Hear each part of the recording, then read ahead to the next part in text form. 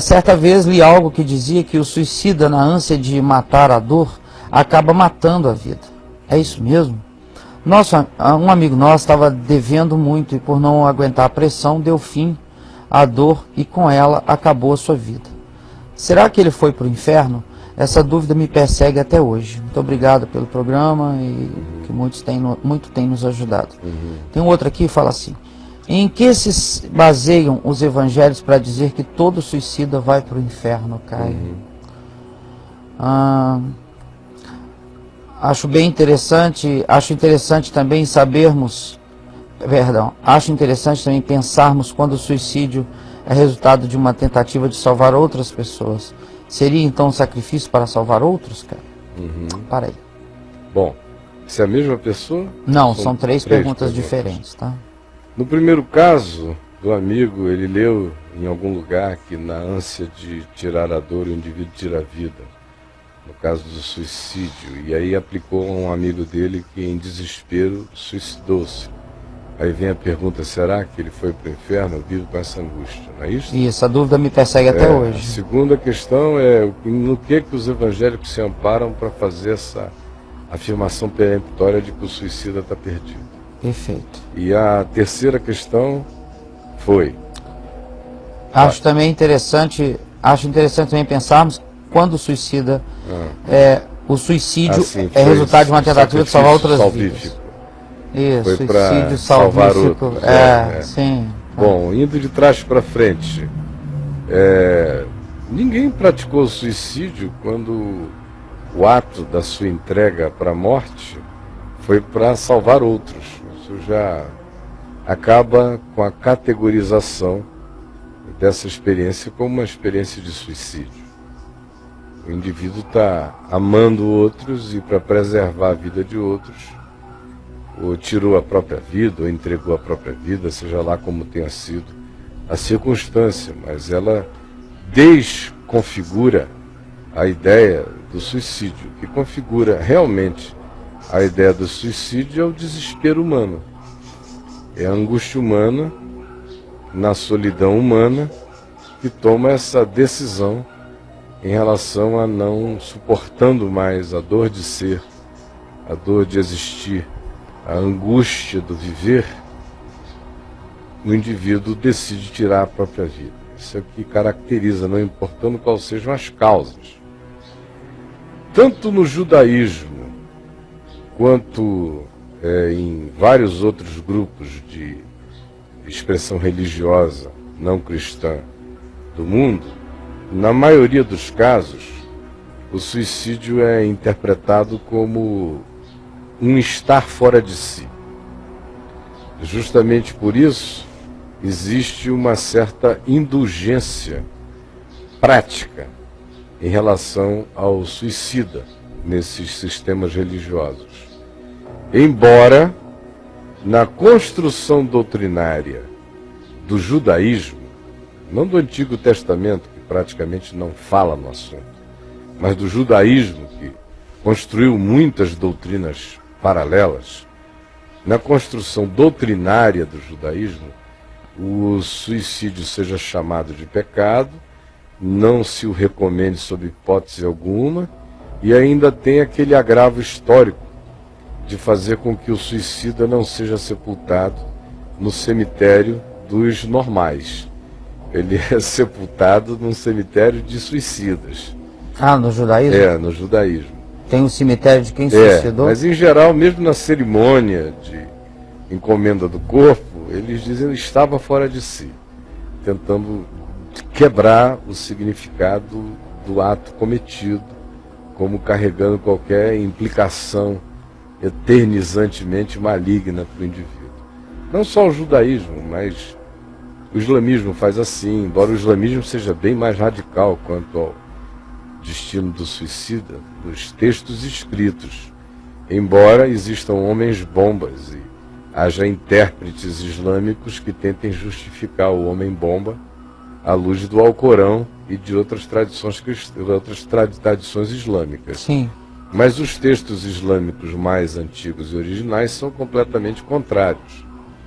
E o catolicismo sempre foi veemente quanto a declarar que o suicida estava no mínimo no purgatório depois que inventaram o purgatório. Antes de inventarem o purgatório, que foi uma invenção bem recente, uma construção na história do catolicismo, foi uma descoberta bem recente, foi uma espécie de novo mundo intermediário para os católicos.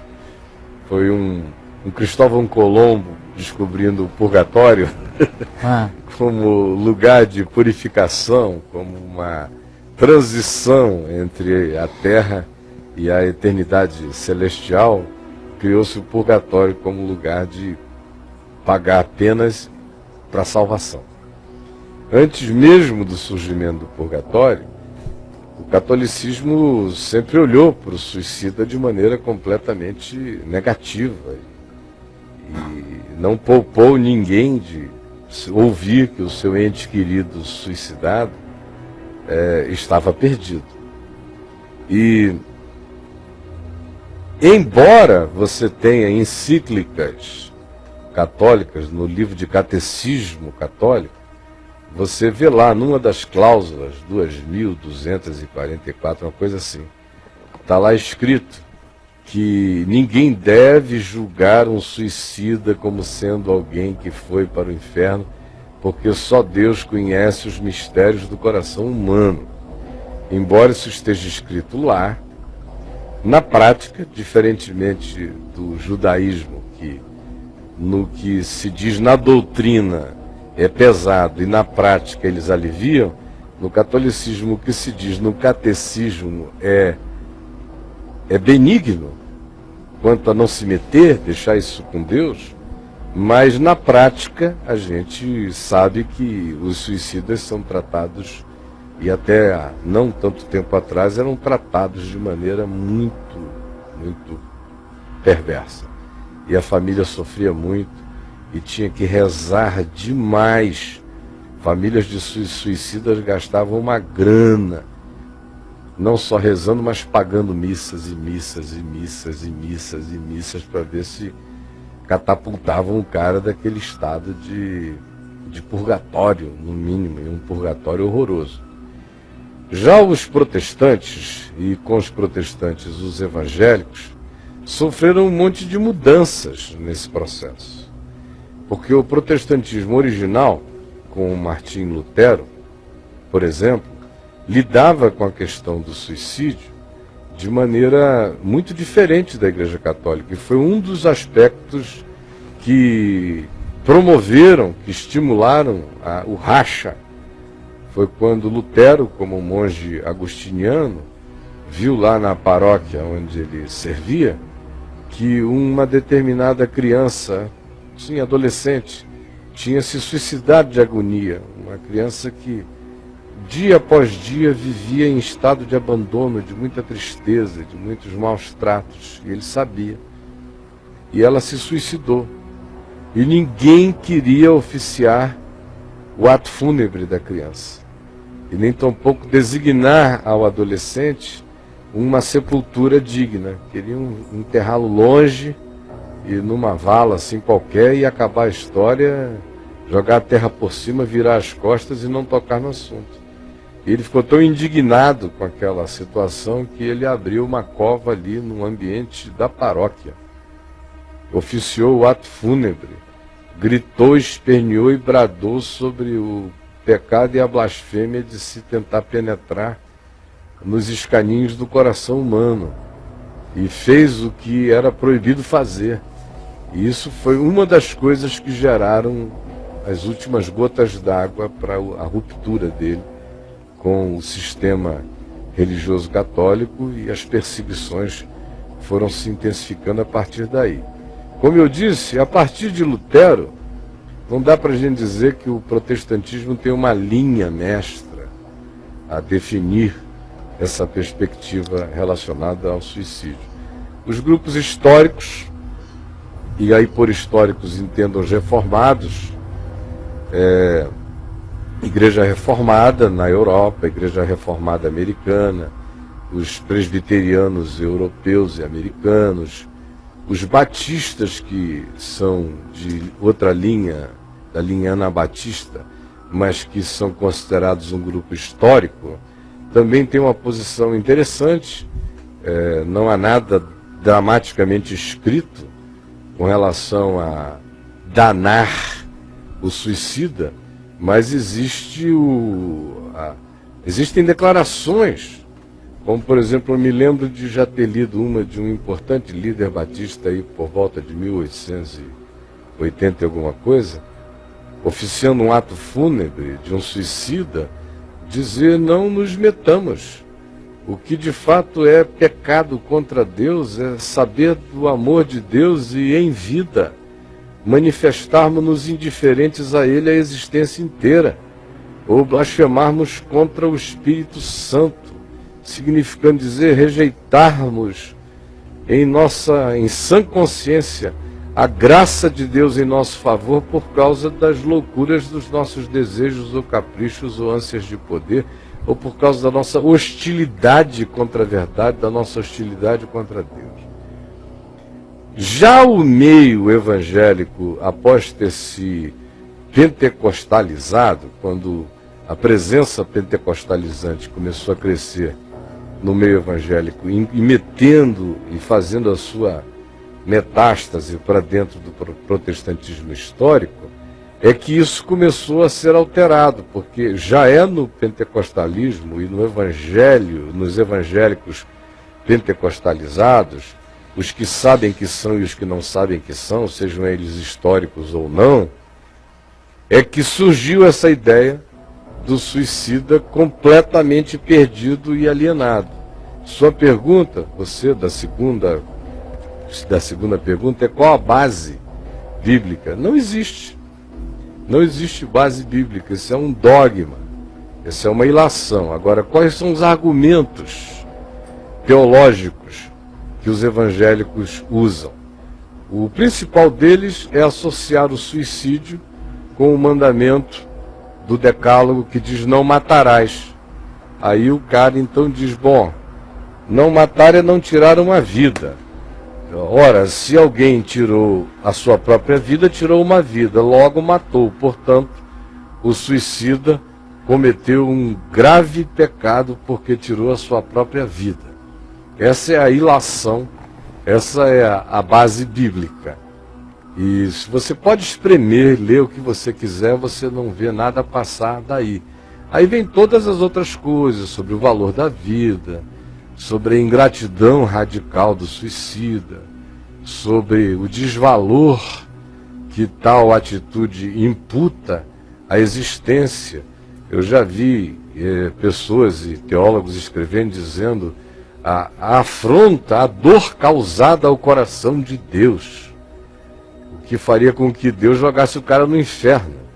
Ora, é um Deus tão sensível, tão magoável, tão dolorível, tão extraordinariamente frágil, tão pequeno e tão mesquinho, porque ele ficou com aquela dor. Ele disse: então sai que eu não quero mais te ver, vai para o inferno, meu filho, criatura ingrata. Então o cara vai para o inferno porque tirou a sua vida e aí matou. Vai para o inferno porque feriu o coração de Deus numa ingratidão radical. E vai para o inferno porque deixou os parentes tristes de uma tristeza sem cura. Porque já é a conclusão de que, porque teria ido para o inferno, os parentes, sabendo disso, ficam com uma tristeza sem cura. Então o cara vai para o inferno duas vezes. Vai para o inferno porque já teria ido, e por cuja realidade os parentes sofriam uma tristeza sem cura, e por cuja tristeza sem cura o cara vai para o inferno. Esse é um argumento evangélico, é um argumento escolástico, sem nenhuma densidade de nenhuma natureza. O que particularmente eu penso, isso é o meu pensar, o que a Escritura não afirma assim com todas as letras e com todas as expressões, eu não quero fazer disso nenhum tipo de afirmação peremptória.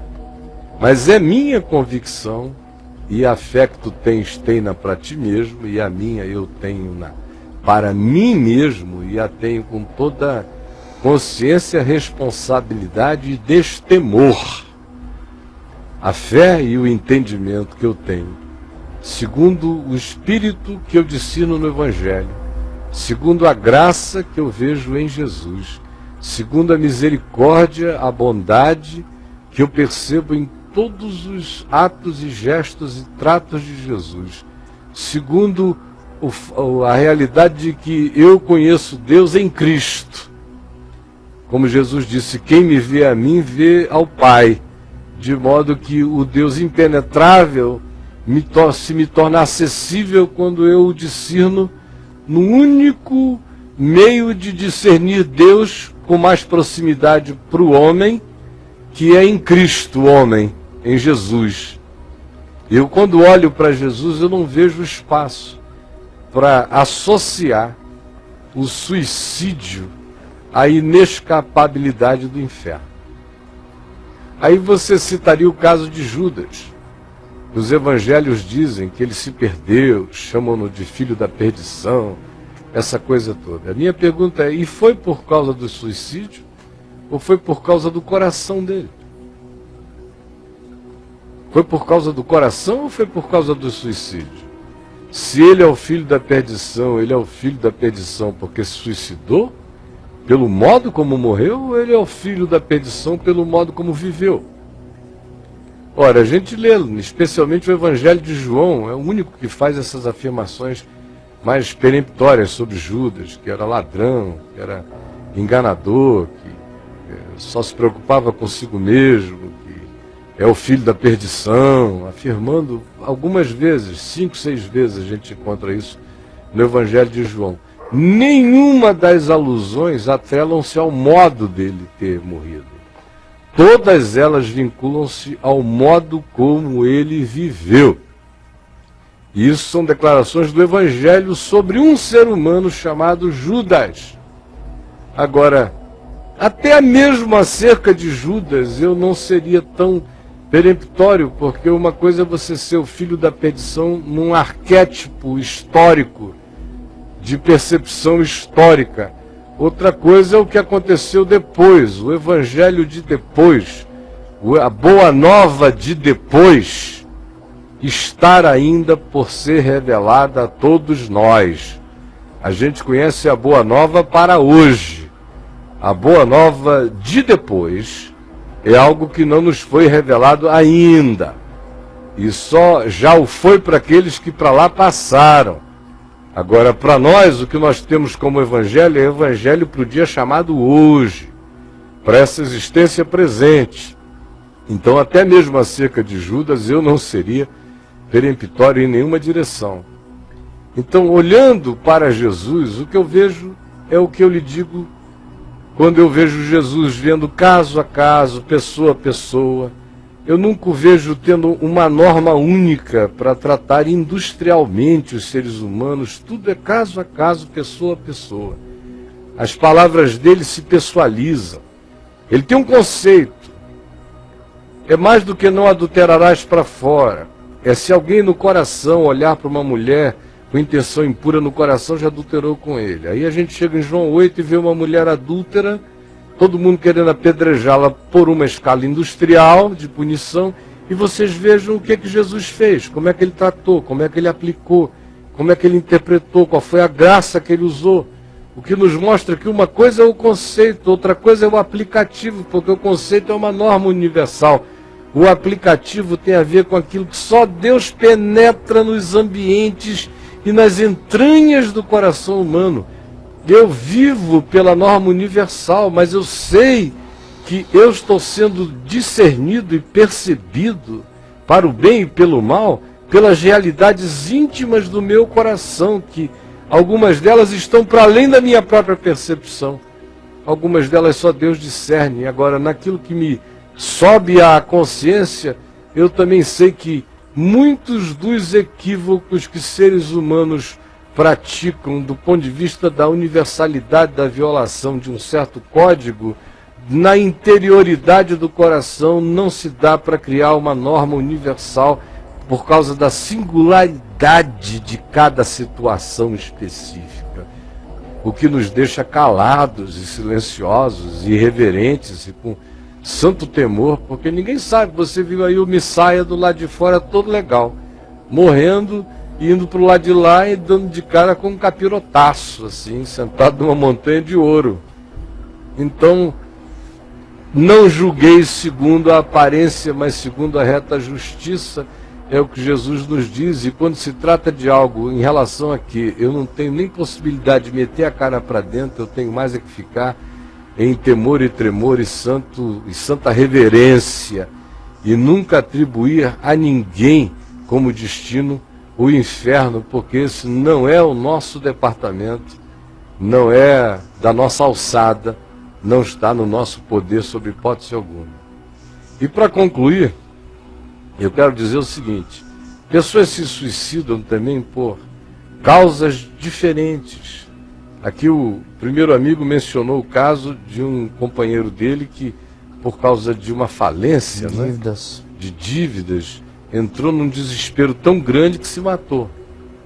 E a gente conhece centenas e milhares de casos desse tipo. O cara olha e diz: eu não tenho como bancar minha família, não tenho como me apresentar à minha família, eu não tenho como aguentar esse peso. É um peso desesperador, especialmente quando a pessoa tem muito pouca esperança para além da linha do tempo.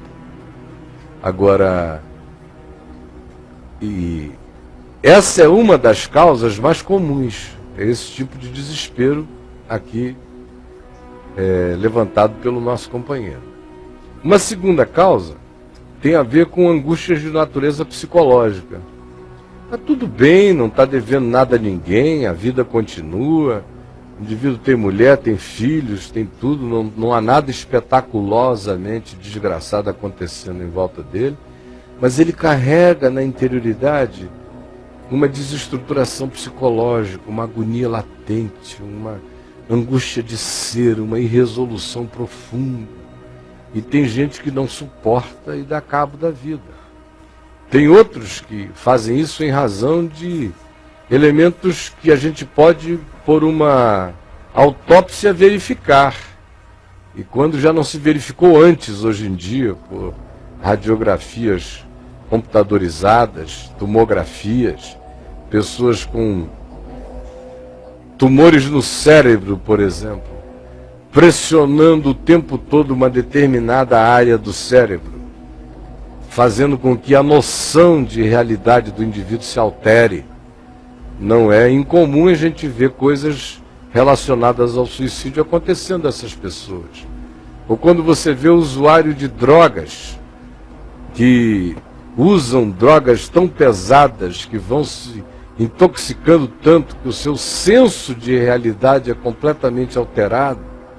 E às vezes você vê o indivíduo, por tal senso de realidade alterada, ou tomar uma overdose, ou fazer alguma coisa que culmina com a destruição da própria vida. E o clichê que se põe é suicídio em cima daquilo ali. Ou você vê o caso de pessoas que sofrem de esquizofrenia, não são todas, mas alguns esquizofrênicos, na agonia de não serem entendidos pelo sofrimento que carregam, de verem coisas que ninguém vê, de ouvirem coisas que ninguém ouve, de existirem no paralelismo de um mundo auditivo, sensorial, que não corresponde ao que os outros admitem, e ele vai se angustiando, se angustiando, se angustiando. Não raramente a gente vê esquizofrênicos tomando essa medida final contra a própria vida e se matando.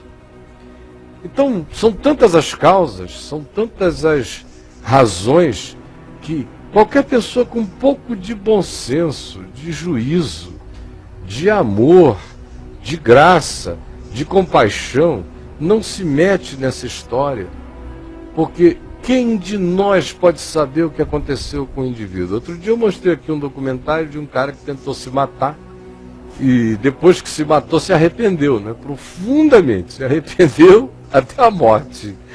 E diz: ai meu Deus, o que é que eu fiz? Tem misericórdia de mim, morto, coração parado, cérebro parado, tudo parado, e o cara sai do corpo e diz: não, por que eu fiz essa loucura? Tem uns 2 meses eu mostrei esse documentário aqui.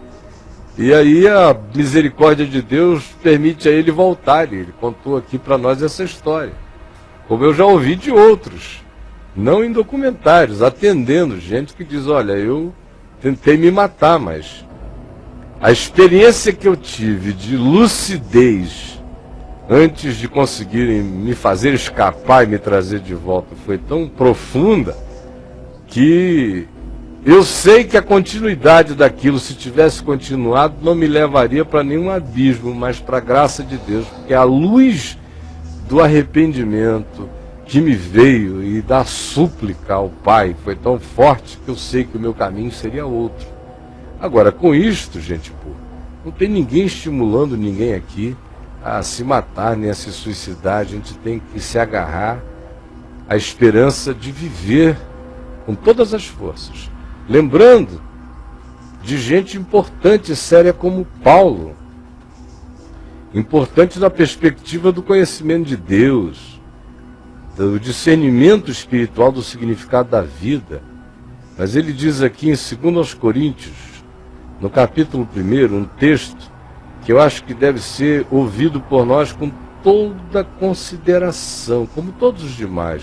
Mas no dia de hoje, preste atenção neste texto, onde ele diz, 2 Coríntios, capítulo 1, verso 8.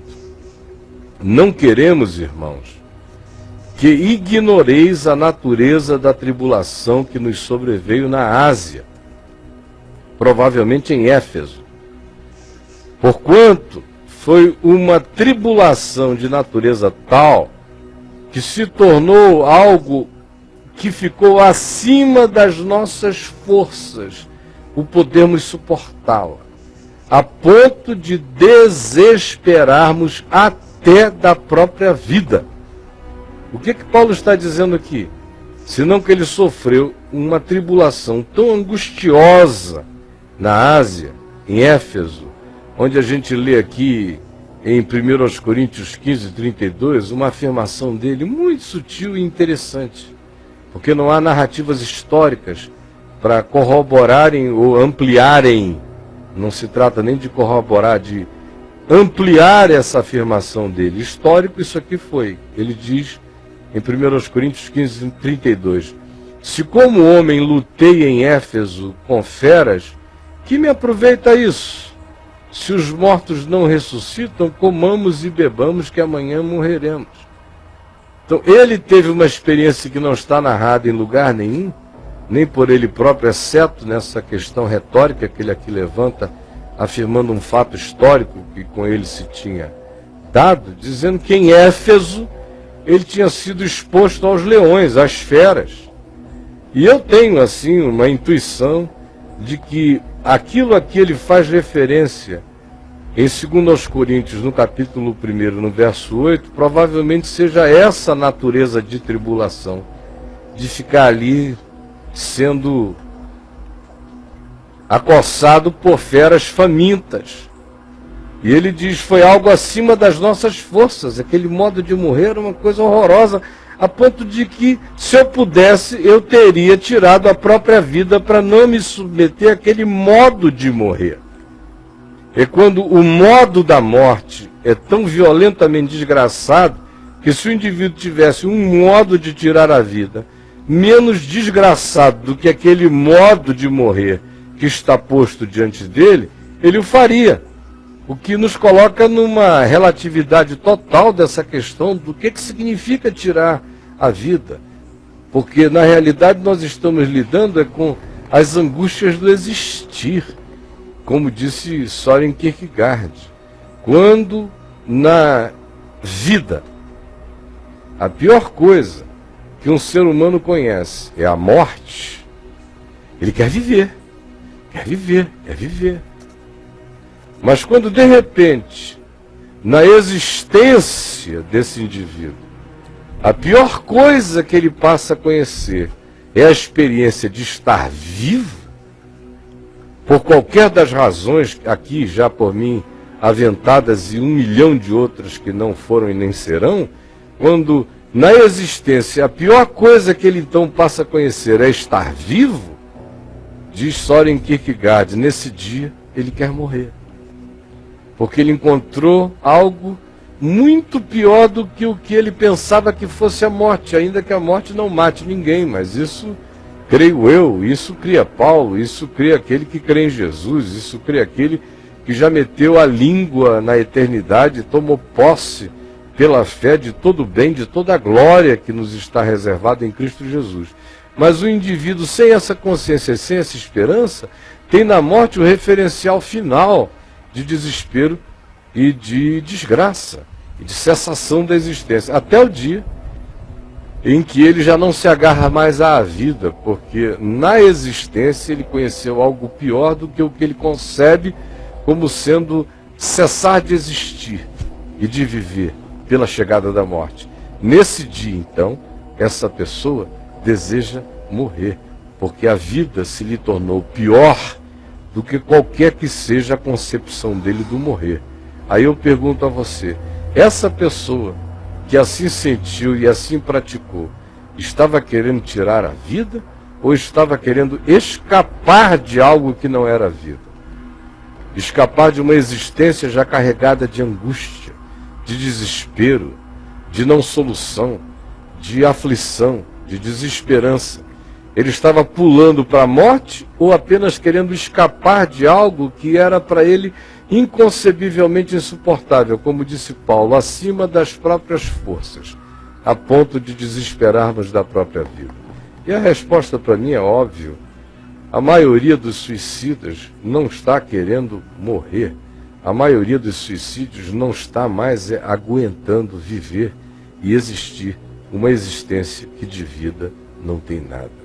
O mais, minha gente, é melhor ficarmos com temor e santo tremor, sabendo que Deus é luz, que só Ele penetra as entranhas do nosso ser, e que se nós somos chamados por Jesus a não julgarmos para não sermos julgados em relação àquilo que a gente vê no horizonte das nossas percepções, quanto mais em relação àquilo que está para além de ambientes onde o nosso olhar possa de fato alcançar e o nosso discernimento possa chegar, porque trata-se daquilo que só concerne a Deus e ao homem. É algo que só acontece na dimensão da intimidade mais profunda de um ser humano com a luz do olhar do seu Criador, do seu Senhor, que também é o seu Redentor. E ninguém se meta entre eles, é meu conselho de todo o coração.